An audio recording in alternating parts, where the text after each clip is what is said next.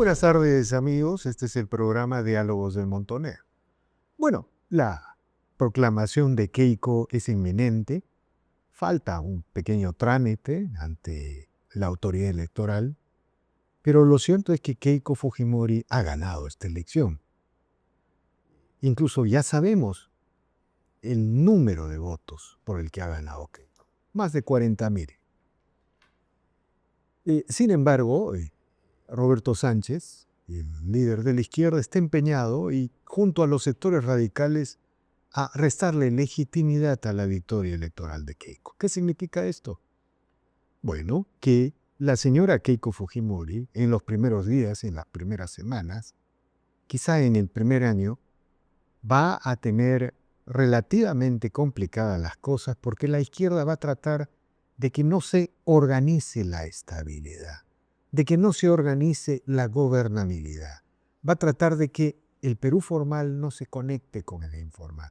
Por ejemplo, va a tratar de que en el Perú hay una enorme riqueza como nunca antes había existido, solo comparable con la época del Huá.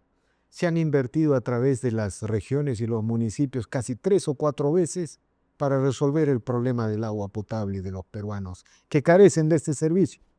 Sin embargo, ese dinero que produce el sector privado se va por el caño, se pierde en corrupción, en malas obras. Bueno, eso es lo que va a tratar de hacer la izquierda, que el Perú formal no se conecte con ese Perú que está excluido.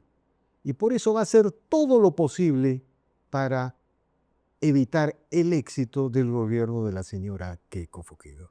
Eso requiere un diagnóstico correcto, requiere una propuesta de gabinete, requiere una propuesta de estilo político, requiere claridad en los objetivos. Y bueno, queremos reflexionar sobre estos temas que se avecinan en el Perú. Ha culminado la elección, la proclamación es inminente, pero los problemas son grandes, peor aún considerando la ola criminal que está descontrolada y los efectos devastadores del fenómeno del Niño.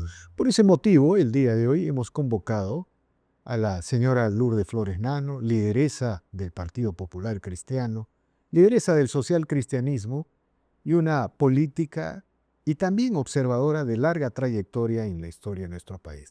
Buenas tardes, doctora Flores Nano, gracias por la conversación. Muchas gracias, Víctor Andrés, encantada.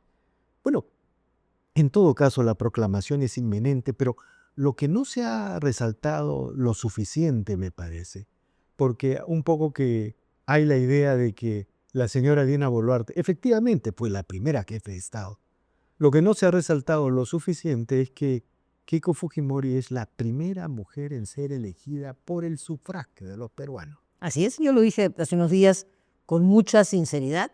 Dije yo que he aspirado a esa posición, tengo mucha ilusión, además que una mujer sea la primera mujer electa efectivamente presidenta. Le deseo el mejor de los éxitos, porque creo que hay que darle también a la sociedad peruana un impulso nuevo a través de un liderazgo femenino distinto. Así es que yo estoy muy ilusionada que nuestra primera presidenta mujer elegida democráticamente realmente marque un hito en un momento tan importante como el que está señalando. Si ella tuviera éxito en todos sus objetivos y lograra reorganizar la gobernabilidad, la estabilidad, el crecimiento, por ejemplo, irse del gobierno con ningún peruano sin agua potable. Hay dinero, sobra dinero. Santo Dios, todo se pierde en las regiones, en los municipios. Si ella lograra eso, entonces los estadounidenses hablaban de los padres fundadores. Tendríamos que hablar de madres de la patria, cosa de ese tipo, ¿no? Yo creo, Víctor Andrés, que hay algunos objetivos bien importantes de fondo, ¿no? Uno es el de la reconciliación auténtica en el Perú. O sea, ha habido durante estos últimos 20 años un anti muy fuerte. Y ese anti finalmente, gracias a la tenacidad y el ímpetu de Keiko Fujimori, ha logrado vencer en las urnas. Poco importa si fue por un voto o por 40.000 o por 100.000. Pero, ¿qué tal voluntad? Entonces, ha habido una tenacidad muy grande. Entonces, yo creo que hay que reconocer que ese es un hecho político relevante y los antis tienen que ceder ante la evidencia de una mayoría que ha triunfado. A su vez, hay otros antis que también se han cosechado en este tiempo. El gobierno tiene que mostrar una capacidad de diálogo y de apertura no para ser gobierno, sino para el diálogo democrático, para el respeto por el opositor al que no ve como un enemigo. Entonces, quitarle esta aurea de antis, de odio, de respuestas viscerales es muy importante. Lo segundo es lo que tú señalas. ¿Cómo lograr que esa serranía peruana, esa mitad del Perú y esa serranía peruana, La provincia, ¿no? Así es, el interior del país, las zonas rurales y geográficamente la sierra y la Sierra Sur especialmente, comprendan que hay un discurso de progreso que es el que a todos nos interesa? Creo que ese es un estilo de gobierno y una decisión política. Estilo de gobierno en el sentido de un gobernante muy cerca de la gente. Cuando hace algunas semanas Keiko Fujimori dijo voy a emular a mi padre, voy a hacer gobierno como mi padre, el de la dictadura. No, yo no creo que está diciendo eso. Yo entendí y me parece correcto que es el chino sentado en la piedra escribiendo en una libretita y diciéndole al día siguiente del No, mire, yo ahí... Alberto Fujimori hizo algo que ha sido escondido por esta polaridad entre fujimorismo y... Pues es. Fue uno de los... Yo me atrevería a decir que fue el primer gobierno que hizo una alianza de los pobres con los ricos. En el seguido siguiente, desreguló la economía para que vengan los capitales nacionales e internacionales a invertir. Les cobró impuestos y con ese dinero fue a la puna a hacer obra. Exacto. O sea, cuando yo decía el estilo de la cercanía, pero lo otro, lo que tú dices, es que es de fondo. Tenemos que, ojalá, sobre la base de la eficiencia en el gobierno, eliminar este cuco del capitalismo limeño, costeño, internacional, ¿no? Por la bondad de la inversión que genera trabajo, de los recursos que el Estado recauda limpiamente a través de una buena tributación y que se invierten prioritariamente en necesidades concretas. Tú has señalado la prioritaria, probablemente, que es el agua y el desagüe, fuente de su ausencia, fuente de enfermedades y de tantas cosas. Entonces, la anemia infantil, ¿cuánto tiene que ver con el agua potable? Entonces, eso que llamó esa alianza entre el Perú moderno, el Perú de inversión, de generación de trabajo, de generación de riqueza, con el que no tiene nada y que siente la necesidad de ser atendido, pasa porque efectivamente hay un Estado que no se quiere meter en todo, sino que logre que haya inversión, que haya trabajo, y eso lo recauda para invertirlo bien. Y si el gobernante y sus ministros son percibidos como aquellos que han vuelto a traer el Estado cerca de la gente, enhorabuena. Doctora, pero va a haber una gran resistencia. Sin duda. Yo le menciono una cifra que es estremecedora. Yo siempre lo repito, ya me lo he aprendido de memoria, sin ser economista, ¿no? En el año 2019 hubo un plan de competitividad que decía que para resolver el problema del agua potable, el desagüe, las escuelas médicas, las carreteras y las postas, la infraestructura básica. En los próximos 5 años, la infraestructura social de las regiones, en los próximos 5 años se necesitaba 117.000 millones de soles. 2019-2024. ¿Usted sabe cuánto se invirtió entre el 2019 y el 2025? 310.000 millones de soles, casi 3 veces más. Pero ¿cuál es el problema? Se invirtió a través de las regiones y los municipios. La gran descentralización que ha fracasado. Y bueno, siguen existiendo Ese déficit. 0.5 millones. Que hay un trabajo sin agua potable. Hay un trabajo estupendo de la Universidad del Pacífico, de hace ya varios años, ¿no? Que hace un corte y un análisis del uso del canon y del sobrecanon. Y se revela cómo es que yendo efectivamente a las entidades públicas, gobiernos regionales, gobiernos municipales, algo a las universidades, pero muy poco a la comunidad directamente, a la necesidad concreta, sí, para no hablar de todo lo que se perdió en burocracia, en consultorías, etcétera. Esos ingentes recursos, hubo mucho, no terminaron llegando a la vida de la gente. Entonces, decía hace un rato un estilo en el sentido de un gobernante cercano, pero luego unas prioridades de gobierno en el sentido de desmitificar a los ojos de quienes creen, porque la sufren, porque la viven, porque no se sienten integrados, porque sienten que sus necesidades no han sido satisfechas mientras hablamos del sueño de ser parte de la OCDE. Entonces, si eso se convierte en realidad concreta, en recursos que salen, como no puede ser de otra manera, no hay economía sana que no genere riqueza, se cobren impuestos y eso se destine, pero eso se dé sin robos, con eficiencia y llegando realmente a lo más cerca de la gente, yo creo que 5 años y un gobierno que cambie en ese estilo hará reflexionar a quienes vean esa necesidad concreta satisfecha. Porque hay razón para sentirse aislado, desatendido. Y sabe qué, doctora, este es un modelo. Mire, porque no hay agua potable, porque la descentralización es un espacio de saqueo de los recursos públicos y de la riqueza nacional. Como en la época de Bueno, otros eran los que saqueaban. Bueno, han tenido muchísimos recursos, efectivamente. Muchos. Entonces viene el radical y el extremista y dice, no hay agua potable porque las empresas privadas no pagan impuestos. Entonces se configura este escenario de sistema antisistema que nos está llevando a la destrucción. Bueno, la reintegración del Perú en la perspectiva de quienes creemos que en realidad no es un tema ideológico, es un tema casi de sentido común. Pero por supuesto. O sea, no hay digamos, el más socialista, si quiere ser sincero con su propio planteamiento, tiene que darse cuenta que para poder distribuir tienes que generar, y que la única forma de generar riqueza es no con el Estado que se gasta la misma plata que tiene que invertir y que la termina gastando en algo que puede ser riesgoso, sino del sector privado, que es el que tienes que alentar para poder tener los recursos. Muy bien, hay que cambiar, ya hoy día casi no hay convenios de estabilidad tributaria, ya casi no hay regímenes de exoneración, entonces claro, se echa el ojo a la gran agricultura, que entonces ¿por qué sigue teniendo beneficios? Bueno, ha generado trabajo de una manera muy importante, ¿no? La minería en su momento necesitó en los 90 un impulso económico, más que con exoneraciones, con regímenes de estabilidad tributaria. Pero todo eso ya pasó. O sea, este es otro momento. Es un momento en el que lamentablemente el dinero ha corrido, y ha corrido mal por corrupción, robo, ha corrido mal por mal uso, ¿no? Pero el otro asunto es que la izquierda no va a permitir una luna. Ah, no, la batalla es dura. Lo que se viene es una luna de hiel. Y tenemos una ola criminal descontrolada. Así están dejando el país.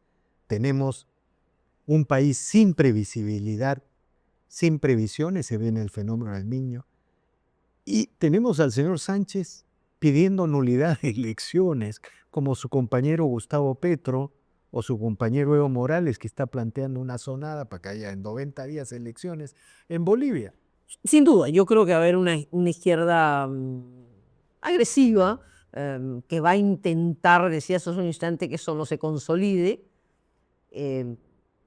Estamos en el momento más que del enfrentamiento a los que ya han sido derrotados, de la demostración que aquello por lo que hemos luchado para que triunfe es en efecto un instrumento de bienestar. O sea, después de varios años de una lógica distinta, las urnas, el electorado le ha dicho a un gobierno en favor del progreso, en favor de la libertad de empresa, en favor también de un Estado que tiene que renovarse, ok, toman las riendas. Ahora hay que tomarlas y hay que hacer las cosas bien, porque esa es la plasmación de yo tengo esa firme convicción que un país que progresa porque hay inversión, pequeña, mediana, grande, un Estado que se renueva porque capta impuestos, pero que no es un Estado ineficiente, que bota el dinero y por supuesto es un Estado honesto, ese es el modelo, ese es el camino de la prosperidad. Yo creo firmemente en eso. En consecuencia, si hay un gobierno que hace esa tarea, es muy probable que con el tiempo muchos de los que hoy resisten, miran, a mí no me tocó, yo no la vi, a mí no me llegó, los números no convencen, a pesar que había una disminución importante de la pobreza, a pesar que frenó en algo, frenó importantemente la migración hacia las ciudades porque el campo también comenzó a ser generador de algo de riqueza. Hay pues una parte del Perú que se siente abandonada, que se siente desatendida. Hay que volver los ojos a eso, ¿no? Claro, pero una de las claves de eso para conectar el corto con el largo plazo es un buen gabinete, ¿no es cierto?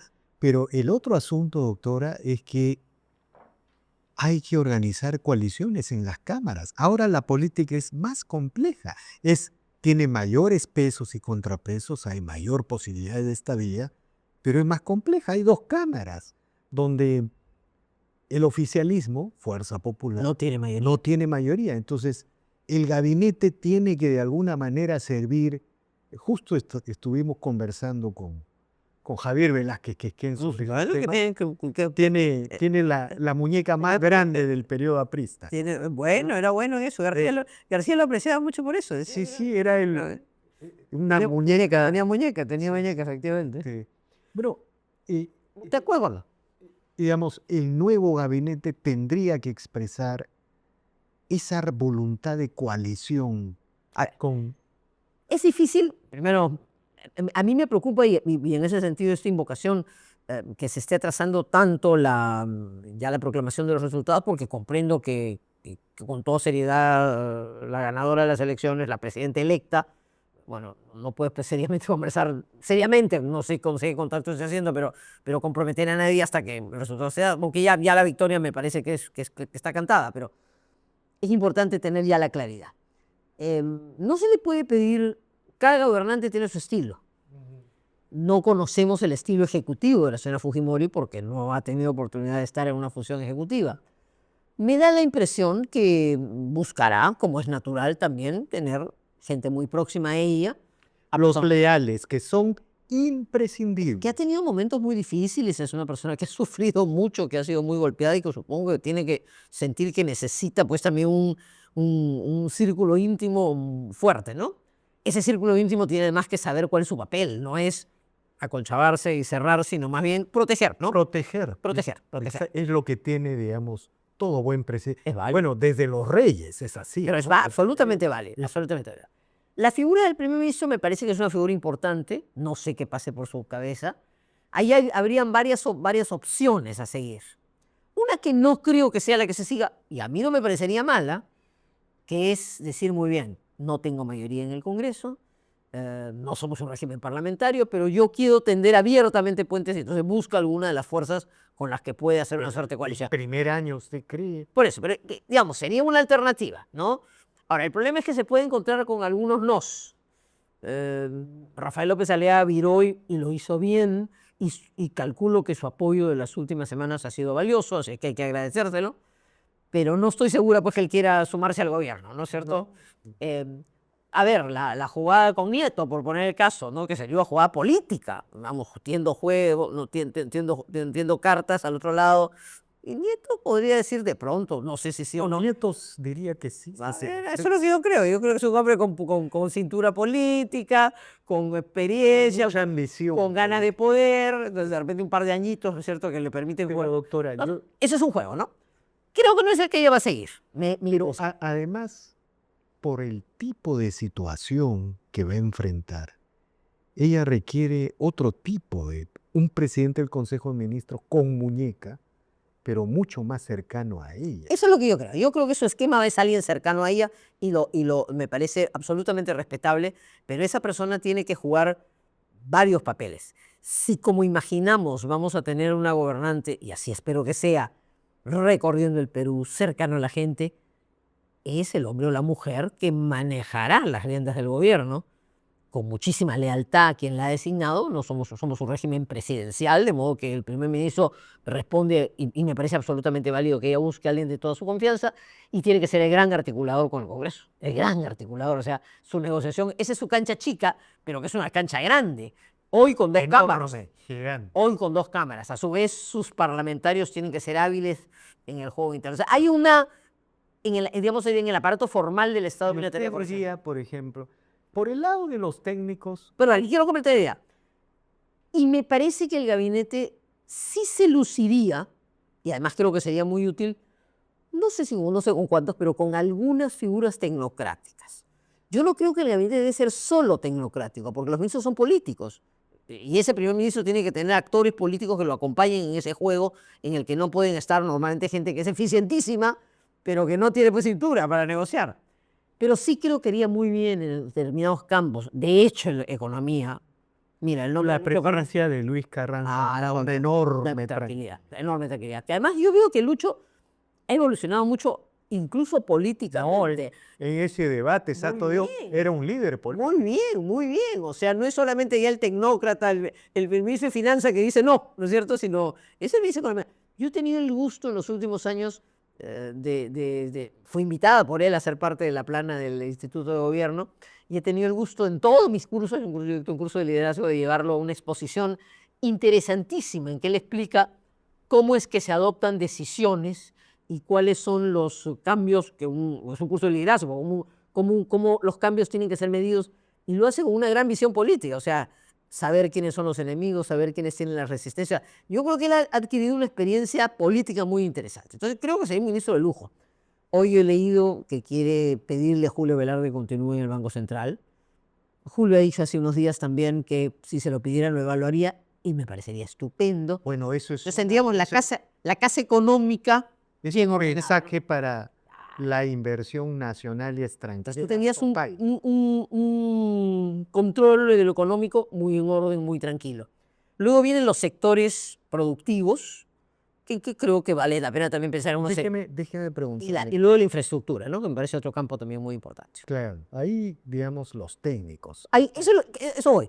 Esa es la parte que yo creo que tiene que ser tecnocrática y muy tecnocrática, para que haya otros actores más políticos. Pues, ¿no? Ahora, hay ministerios políticos que, digamos, en cualquier análisis con sentido común debería expresar un acuerdo multipartidario con ¿Por qué las no? cámaras, ¿no? Pero ¿por qué no? Por eso te decía, ¿no? Eso no es algo que te puedes negar.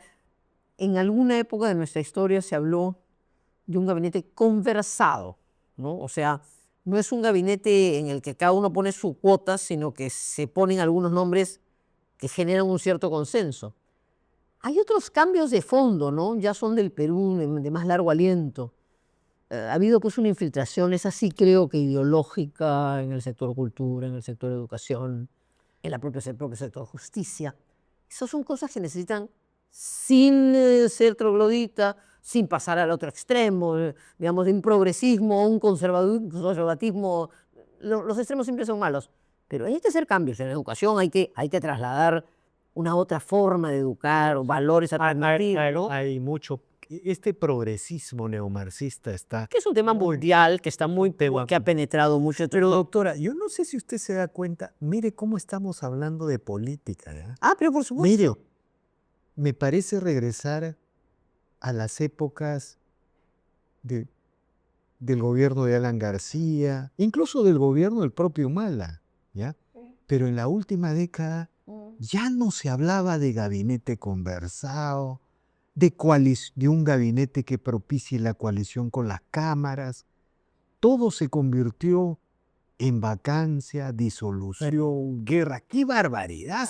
O sea, yo acabo de escribir una pequeña columna hablando de la leal oposición británica. Pero después de terminar, se busca una leal oposición en el Perú, decía el artículo. Pero después de terminar el pequeño artículo, me parecía estar en otro país.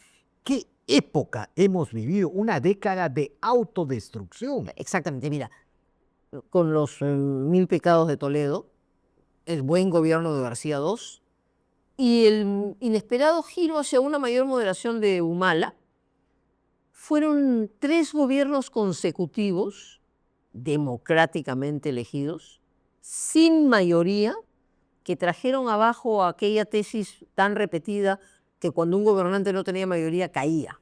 Acuérdense, siempre se decía eso, gobierno que no llega con mayoría, golpe de Estado. Ya, felizmente el tema de los golpes de Estado, bueno, no lo hemos vivido hace poco, pero esa fue una experiencia interesante, porque fue una experiencia en que hubo gobernantes y ministros que entendieron que no teniendo mayoría, había que hacer un juego, que no necesariamente suponía una coalición de gobierno, pero sí la capacidad de poder encontrar mayorías para salir adelante. García lo hizo con mucha habilidad, gente como Velázquez Quequé, el propio Jorge del Castillo, el primer ministro, el propio Humala supo, ¿no?, converger en ciertas cosas. Toledo, repito, con todos sus pecados, tuvo buenos ministros y tuvo ministros hábiles también políticamente. Entonces, yo no creo que eso es difícil. Hoy son 6 o 7 fuerzas en el Parlamento. Evidentemente cada una tiene su propia agenda. Hay algunos de los líderes que habrá que ver si realmente van a tener una capacidad genuina de conducción. El propio Sánchez va a tener realmente dominio sobre su bancada. No sé, yo creo que más los que responden a Castillo y los que responden a Antauro, ¿no? Y al Movadef. A eso voy. Entonces, hablando también de alianzas, hay otras alianzas interesantes si lográramos para bien del Perú. Ejemplo, los maestros. El SUTEP es una víctima del radicalismo del FENATE y Del CONARE. del CONARE, el Movadef. Entonces, los maestros del Perú, sin duda un pensamiento ideológico distinto del gobierno, pero que han hecho incluso una especie de frente común, un frente más amplio, ¿no estarían dispuestos a encontrar puntos de coincidencia, obviamente con un gobierno, con un ministro que atienda algunas de las necesidades La fundamentales, meritocracia y el bienestar de los maestros. para enfrentar a ese discurso radical que lo que quiso es eliminarlos de juego? El Sindicato Único de Trabajadores de Educación Peruana fue enfrentada por Sendero Luminoso ocupando el magisterio. Y quiso eliminar la meritocracia. Gracias. Entonces, los profesores sean nombrados por ideología y no por calificación. Entonces, yo creo que hay temas de la agenda política, programática y de Estado que ojalá sean nuestros años para llevarlos adelante, saliendo de lo que tú dices, de ese marasmo en el que Finalmente, un tema, doctora. El nuevo gobierno, el poder civil, como se decía antes, va a necesitar de una gran cohesión con las fuerzas de seguridad, la Fuerza Armada, la Policía Nacional, enfrentar esta ola criminal, enfrentar, por ejemplo, el desastre, los fenómenos de mí. Pero en esta década, si bien es cierto, las cosas han empezado a cambiar, sobre todo con la labor de Fernando Rospigliosi, en esta década las Fuerzas Armadas han sido desprotegidas. Mire, yo siempre sostengo, ¿no? El golpe de Pedro Castillo, 60 muertos. Terrible, lamentable, parece. Digamos, pero sin las Fuerzas Armadas que contuvieron esa violencia que quería quemar aeropuertos, bloquear carreteras, hoy estaríamos embarcados en una asamblea constituyente. Pero hay 300 oficiales y soldados procesados, judiciados, y algunos de ellos con prisión preventiva. El gobierno de Keiko va a tener que tratar este tema de alguna manera. Sin duda alguna, no, yo creo que sí. Y téngase presente que cuando se habla de una relación de respeto al papel de las Fuerzas Armadas y de la Policía Nacional, nadie está pensando, creo, racionalmente, en un gobierno dictatorial, en un todo. Es el respaldo a quienes son la fuerza del orden, que en un momento como este tienen que estar debidamente cuidados a los efectos de enfrentar las amenazas ciertas que este gobierno tiene, porque hemos hablado de las cosas bonitas que se pueden hacer, pero hay amenazas muy fuertes. Hay una economía ilegal que va a tratar también de socavar, hay una penetración del Estado de esas mismas economías ilegales y delictivas que están presentes. Entonces hay una tarea también de combate y de contención que es muy importante. Y finalmente, doctora, 0, 0, 0 corrupción. Por Dios, eso es Porque fundamental. si hay, Eso es fundamental. digamos, Fundamental. la presidenta tiene que entender que si hay un solo escándalo de corrupción, seguramente el Estado es gigante, ¿no es cierto? Pero un solo escándalo que pretenda siquiera mancillar la figura presidencial, en ese momento todos los relatos antipopulistas Renace. renacen. Y yo creo además que tiene que haber algunas señales de austeridad. O sea, el boato, el dispendio, la frivolidad, que comenzando por un gobierno como el de Castillo, ¿no? O sea, coparon ciertas instituciones. Yo me acuerdo que en algunos de esos diálogos de Villaverde con alguien decía, no, hermano, no te preocupes, yo ya tengo contratado Provías Nacional, ni siquiera Provías Nacional, Provías Rural, o sea, el que te hace los puentecitos, los caminos. Y claro, Por eso no hay agua potable. y cuando salieron las cifras eran gobritas, algunos cientos de millones que habían ido al bolsillo de la gente. Entonces, todo eso tiene que cambiar. La recuperación de la confianza de la ciudadanía y el encuentro con esa parte del Perú que no ha respaldado este gobierno, necesita de actitudes distintas. Yo espero que, comencé diciendo que haya el simbolismo y la actitud nueva de una mujer gobernando, Sí. pero además de una lideresa política que ha sufrido personalmente muchísimo y que tiene, porque Dios también le da esta oportunidad, la posibilidad de reivindicarse como persona y reivindicar su apellido y demostrar que es una persona comprometida con el sentido del Perú. Dice usted que la señora Fujimori hace un buen gobierno, transforma este país. Y por otro lado, se va del gobierno como se fue de la política Víctor Raúl Torre, Fernando Belaúnde Terry, Claro. el propio Luis Bedoya Reyes. Eran gente que no los podías cuestionar.